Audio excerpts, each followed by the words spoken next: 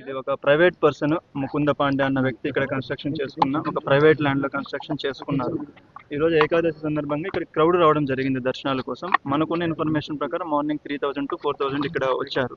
So ఆ టైంలో ఏంటంటే మనకి స్టెప్స్ ఏవైతే ఉన్నాయో ఎంట్రీ దగ్గర ఒకే ఎంట్రీ ఒకే ఎగ్జిట్ వాడడం వలన స్టెప్స్ ఏవైతే ఉన్నాయో ఆ స్టెప్స్ కి రైట్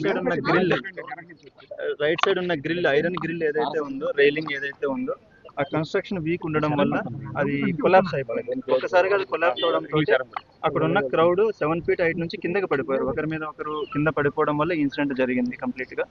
ఇందులో వీళ్ళు కన్స్ట్రక్షన్ కి పర్మిషన్స్ తీసుకోలేదు. అండ్ మనకి ఈ రోజు బందోబస్తు అవసరం ఉంటుంది, మాకు క్రౌడ్ వస్తారన్న ఇన్ఫర్మేషన్ కూడా బేసిక్ ఇన్ఫర్మేషన్ కానీ ఇవ్వడం కానీ పోలీస్ స్టేషన్ కూడా చేయలేదు. బట్ మనకి ఎప్పుడైతే ఇన్ఫర్మేషన్ వచ్చిందో వెంటనే ఇక్కడికి రష్ చేశారు లోకల్ పోలీస్ ఇక్కడికి రష్ చేశారు. టోటల్గా మనకు 9 మంది చనిపోవడం జరిగింది. 8 మంది మహిళలు చనిపోయారు. ఒక అబ్బాయి 11-12 years అబ్బాయి చనిపోయారు.